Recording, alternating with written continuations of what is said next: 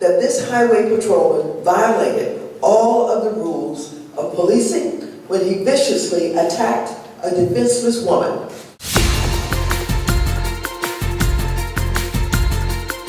We have organized a powerful coalition of women to assist Ms. Pinnock with housing, clothing, food, and other necessities.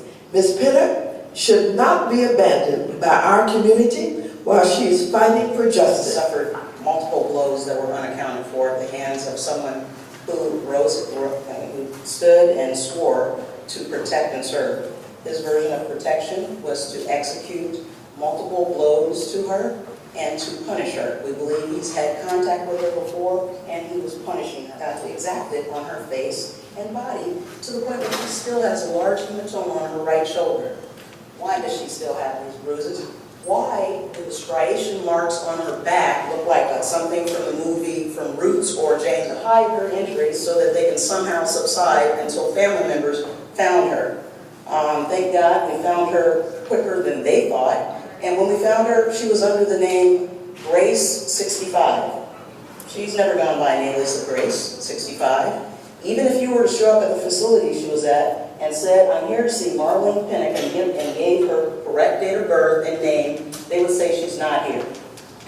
They hid her. The hospital hid her, and the county hid her, and they are not out of the woods in this litigation. They are by far not out of the woods. They still have some explaining to do, as one would say. And Miss Pinnock, she's a tender soul, if any of you have seen her. She's very quiet, and she did nothing. According to witness statements that we've secured, there is no evidence of any kind of kicking, punching, spitting, so anything to say she was combative or did anything aggressatory to the officers is a flat-out lie in an attempt to manufacture an obstruction of justice charge. And I wish they would charge her with obstruction of justice, because I will put the commissioner and everyone downward on the stand in her criminal trial. So just let them charge her with that. So Ms. Pinnock, she wants to thank you, but she was, just saying, do I have to say anything?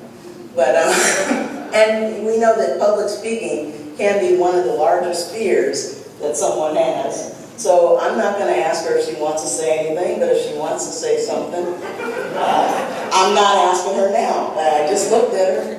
But when words sometimes fail her, I don't know if any of you have heard me say she's been on the Gong Show. When words sometimes fail her, other things don't. You want to hear it, guys?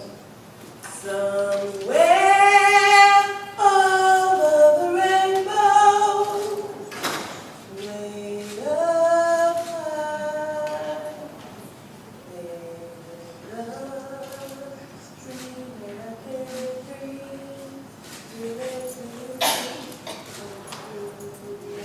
There you go. I'll take it.